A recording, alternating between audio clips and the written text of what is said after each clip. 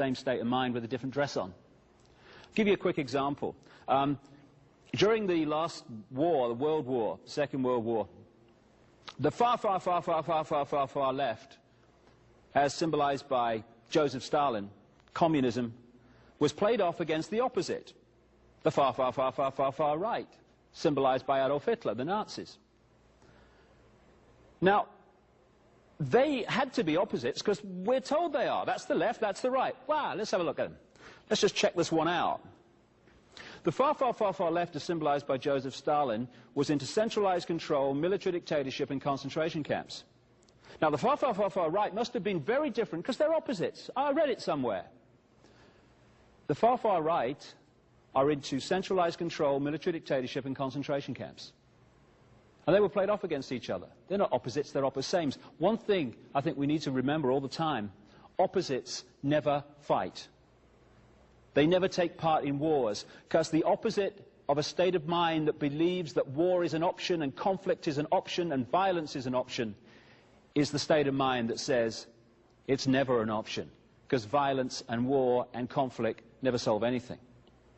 That never fights that, because that doesn't want to know. What fights wars? Two aspects of the same state of being. So the elements of society that create the divide and rule are not even different states of mind. They're the same state of mind with a slightly different name.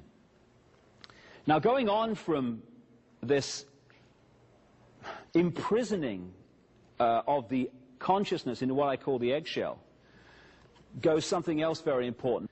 But this is the structure that has allowed this control by the few of the many to go on throughout this period I'm talking about.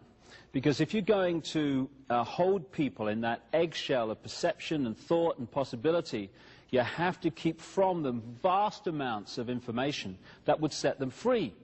Set them free to understand that the world is being controlled in the first place, and also set them free from their own sense of limitation.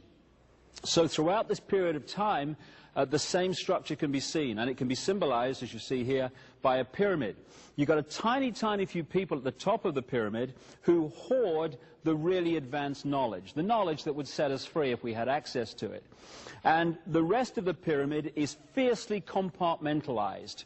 So the further you come down into the mass of the people, the less that knowledge is in circulation, until you reach the point where it's hardly in circulation at all. And this structure of knowledge in the hands of the few and the masses kept in ignorance is one that goes on again and again and again, and without it, frankly, this manipulation simply couldn't happen, and the world would not be as it currently is and has been for thousands of years. And the nature of some of this information, years ago, as we'll come to as we tell the chronological story in a second, maps of the world existed, which for instance, the ancients knew that the American continent was there. The idea that Christopher Columbus was the first European to discover the American continent, I mean, it's just ludicrous. I've just seen a pig fly across here for a start. I mean, it's just crazy on basic evidence. And if you had maps of the world and the mass of the people didn't know they existed, that again gives you a significant knowledge which most people don't have. But now we're in what you might call the modern world. We're in a situation where fantastic technology exists outside the public arena, which we don't know about. And if we did, it would be a very different world. A little while ago, when I started to get a bit of a profile in this information, I was invited to a meeting with a guy in America who works for the CIA as a scientist, against his will. And he told me of the amazing technology that has not just been available more recently, it's been available for decades. Technology that would create abundant growth in deserts without water, end of famine in Ethiopia and other places in the world. That would give us all the power and warmth we need in our homes, in our businesses, in our factories, without using polluting fossil fuels and these other sources which are doing such damage to the planet. Technology which could cure cancer and so-called incurable diseases exists now. Why don't we have it?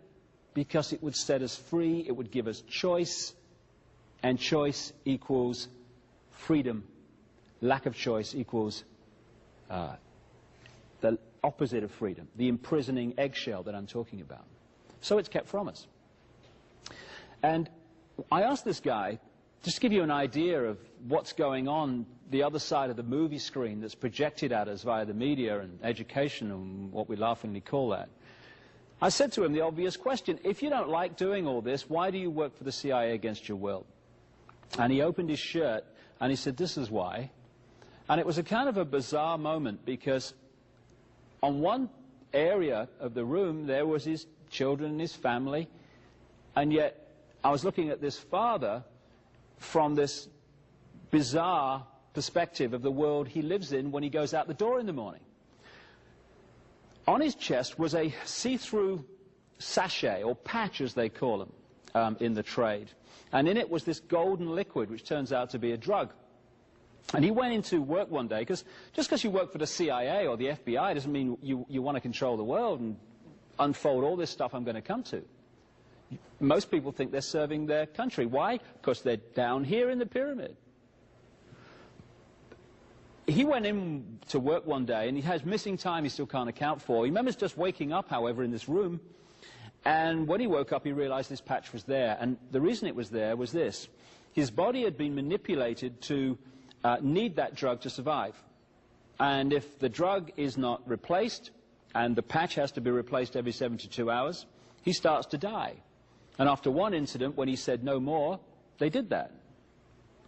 And this is just one of countless people all over the world who are geniuses in their area, that could use that genius to set the world free, who in fact use it because of this situation to further imprison the world and deny us the knowledge of the existence of these technologies, while the very same technologies are used against us to increase the control. Because of course knowledge is neutral, technology is neutral. It's how you use it that is positive or negative, and is either freeing or imprisoning. So I got to the point, particularly in a book called And the Truth Shall Set You Free, where I'd in very great detail highlighted the structure of how the world is controlled today.